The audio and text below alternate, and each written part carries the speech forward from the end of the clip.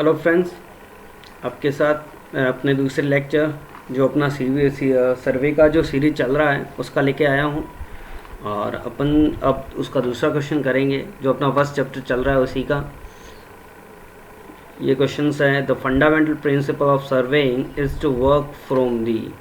तो ये क्वेश्चंस बहुत जनों के सही भी होता है, गलत भी। गलत होने का कारण है पार्ट टू होल और जो होल टू पार्ट, उसमें बहुत कंफ्यूज होते हैं लोग। ठीक है, तो होल टू पार्ट और पार्ट टू होल में डिफरेंस क्या है वही आज मैं बता देना चाहता हूँ। पार्ट टू होल मतलब जब अपन सर्वे करते हैं, ये वाला अपन ने कोई सा भी कंसिडर कर लिया, एक कोई भी अपना जो प्लेन एरिया है। अगर पार्ट टू होल की बात करूँ मैं, पार्ट टू होल मतलब पार्ट बनाने हैं इसके। मैंने इतने छोटे छोटे यहाँ पे पार्ट कंसिडर कर दिए, कितने भी मैं पार्ट कर सकता हूँ।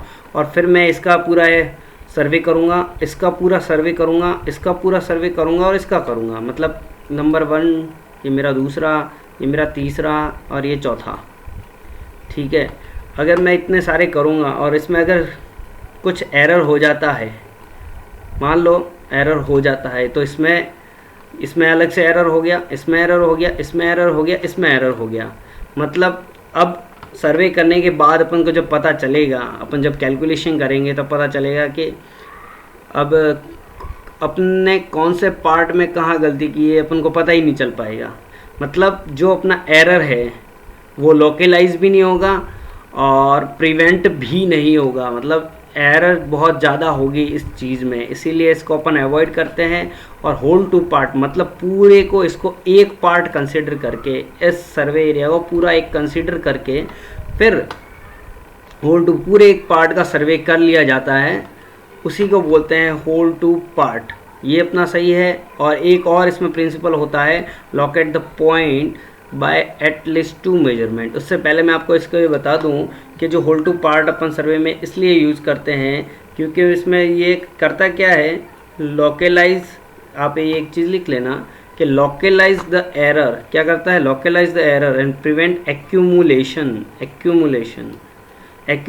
Of error. मतलब जो अपना एरर हो रहा है उसको वो डिटेक्ट कर लेगा और उसको अपन नेगलेक्ट भी कर सकते हैं, अपन को एरर जल्दी पता चल जाएगा, ये बात है।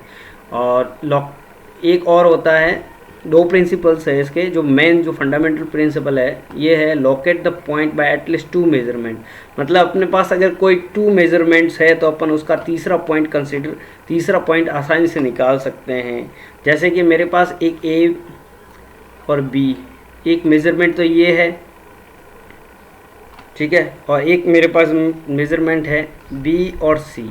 अगर मेरे पास ये 2 लाइन है तो मैं तीसरी लाइन आराम से निकाल सकता हूँ। ठीक है, यहाँ पे ऐसे चाप काट के और यहाँ पर ये लो, ये तीसरी में।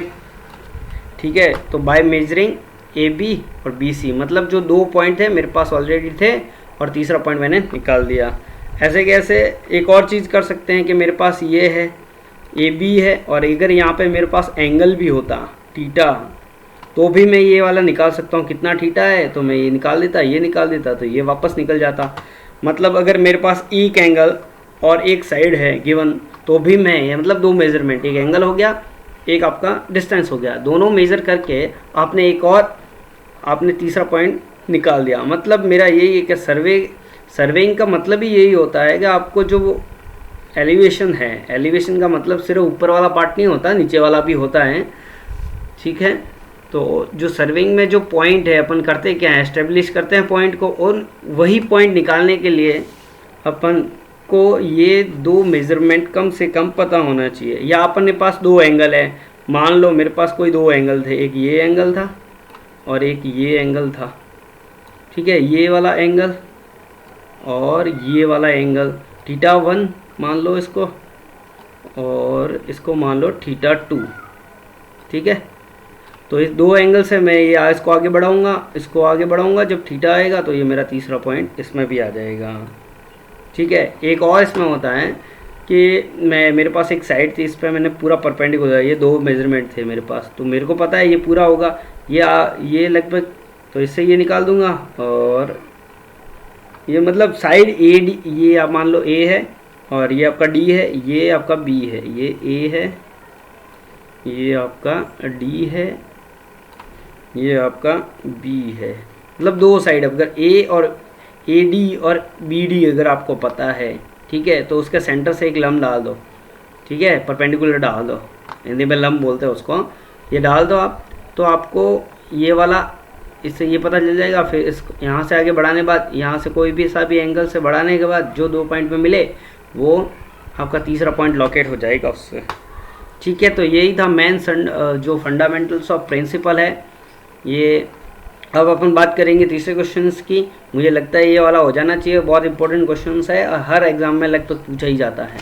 अपना तीसरा क्वेश्चन है difference in length of an arc and its subtended chord. मैंने ये वाला फर्स्ट लेक्चर में किया था, तो इसका आंसर आप लोगों को आना चाहिए, ठीक है। एग्ज़ाम में ये क्वेश्चन पूछा गया था कि 18 किलोमीटर के लिए कितना होता है, 18.2 किलोमीटर्स के लिए। तो इसके दोनों वो मैंने फर्स्ट लेक्चर में बताए भी थे कि ये वाला क्वेश्चन बनता है और ये पूछा भी गया है। एसएससी में ये क्वेश्चन पूछा गया था 18.2 किलोमीटर के लिए। मतलब कि मैंने जब प्लेन सर्वेइंग लिया था, ये वाला प्लेन, और ये मैंने जियोडेटिक, ये पूछ क्या रहा है, तो जब मैं ये कंसिडर करूँगा तो मेरा ये वाला डिस्टेंस और ये वाला डिस्टेंस, इसके बीच में जब मैं ये मेज़र करूँगा और ये मेज़र करूँगा तो इसमें कितना डिफरेंस आएगा वो ये पूछ रहा है, ठीक है। मतलब तो मैंने बताया था फर्स्ट लेक्चर में कि 18.2 किलोमीटर के लिए अपना 1.52 सेंटीमीटर यानी कि तकरीबन 15 mm के करीब होता है, 15 mm, ठीक है। और मैंने ये भी बताया था कि 12 किलोमीटर के लिए 1 सेंटीमीटर होता है। क्या होता है ये आपको याद ही रखना पड़ेगा, इसका कोई बाकी सॉल्यूशन है नहीं, ये चीज़ आपको रटनी ही पड़ेगी। और क्या कुछ होता है टॉपिक ऐसे भी जो आपको रटना ही पड़ता है, लेकिन आपको ये याद रखना है कि इतनी डिस्क्रिपेंसी होती है, ठीक है। कितनी होती है 18.2 किलोमीटर के लिए 1.52 सेंटीमीटर या 15 mm कंसिडर जो 15 mm दे रखा है, या फिर 1 सेंटीमीटर यानी कि 10 mm। तो इसका आंसर हो जाएगा 10 mm और आपको 15 याद रखना है 18.2 के लिए। तो आपके ये दो क्वेश्चंस हो गए तैयार, ठीक है। अब अपन आएंगे क्वेश्चन नंबर 4 पे।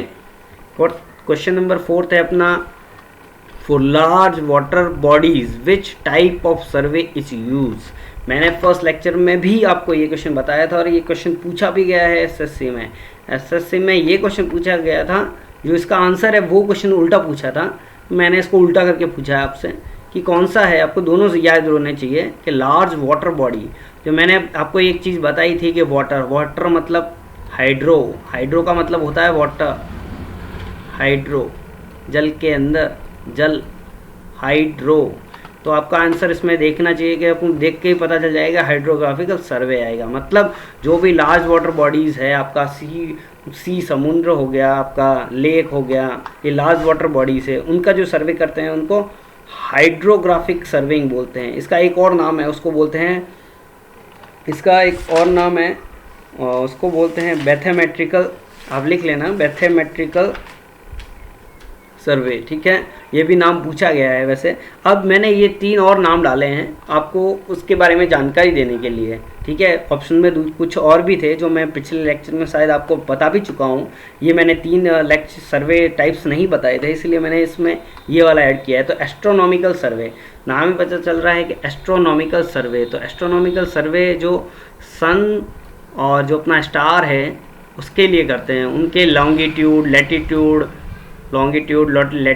जो आगे आएगा अपना चैप्टर, तब मैं आपको बताऊंगा लॉन्गिट्यूड लैटिट्यूड क्या होता है। ये पोलर जो अपनी इक्वेटोरियल एक्सिस और पोलर लॉन्जिट्यूड होता है, ये अपना जो लैटिट्यूड होता है, उनको जो मेज़र करने के लिए जो अपन सर्वे करते हैं वो एस्ट्रोनॉमिकल सर्वे करते हैं। आर्कियोलॉजिकल सर्वे कब करते हैं, जब अपना कोई आर्कियोलॉजिकल, आपको पता ही होगा अपने आर्कियोलॉजिकल नाम से कि सर्वेक्षण विभाग हिंदी में इसको बोलते हैं, यानी कि सर्वेक्षण करना। सर्वेक्षण किसका करते हैं, कोई भी जो ओल्ड स्ट्रक्चर्स है, बहुत पुरानी जो सभ्यता होती है, ठीक है, वो उस टाइप उनका जो परीक्षण या ऐसे कर सकते हैं कि उनका जो सर्वे करने के लिए, मतलब ये याद रखना है आपको एक चीज़ यहाँ पे, जो ओल्ड स्ट्रक्चर्स के लिए करते हैं, मतलब बहुत पुराने टाइम से बने हुए स्ट्रक्चर्स, ओल्ड स्ट्रक्चर के लिए आपको आर्कियोलॉजिकल सर्वे करते हैं, ठीक है। ये आपको नॉर्मली पूछ सकते हैं क्वेश्चंस में ठीक है। अब आपका आता है टोपोग्राफिकल सर्वे। टोपोग्राफिकल सर्वे क्या होता है, ये भी पूछा गया है क्वेश्चंस। वो जो कंटेंट इसमें डाल रहा हूँ आपके लिए जो सर्वे में, लगभग हर चीज़ से जहाँ से क्वेश्चन पूछे जा रहे हैं या जहाँ से पूछे जाने की संभावनाएं हैं, वो ही मैं आपके इसके जो लेक्चर्स है उसमें प्रोवाइड करूँगा। फालतू की चीज़ें मैं नहीं डालूँगा जो आपका फालतू में टाइम वेस्ट करे, मुझे भी नहीं पसंद टाइम वेस्ट करना, इसीलिए।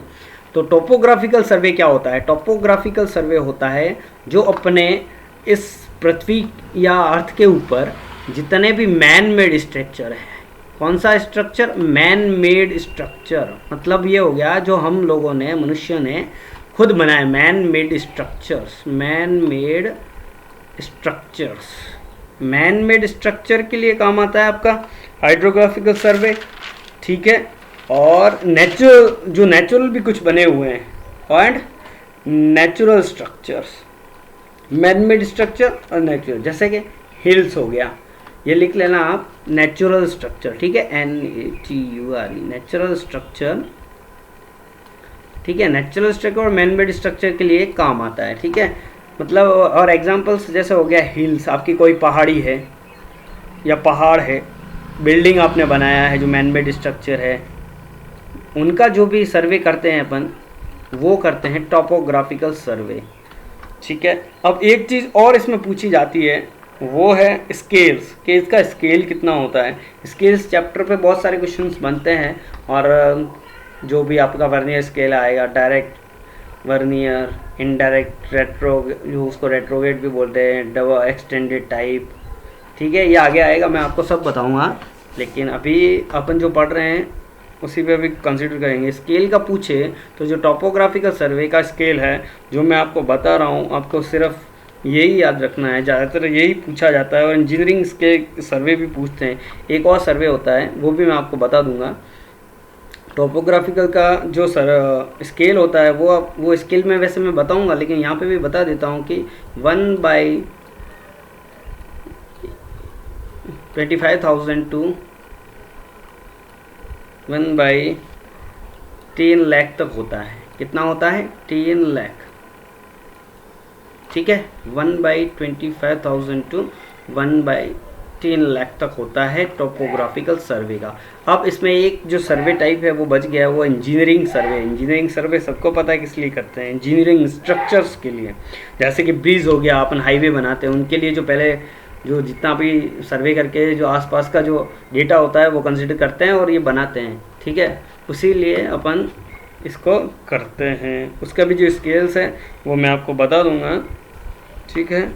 और आगे का जो थर्ड पार्ट आएगा लेक्चर्स में, वो मैं आपको आगे क्वेश्चंस थर्ड लेक्चर में बताऊंगा। तो अपने इस चैनल को ज़्यादा से ज़्यादा शेयर करें, सब्सक्राइब करें और अपनी तैयारी को सुनिश्चित करें, अच्छी करें, ठीक है। बाय बाय दोस्तों।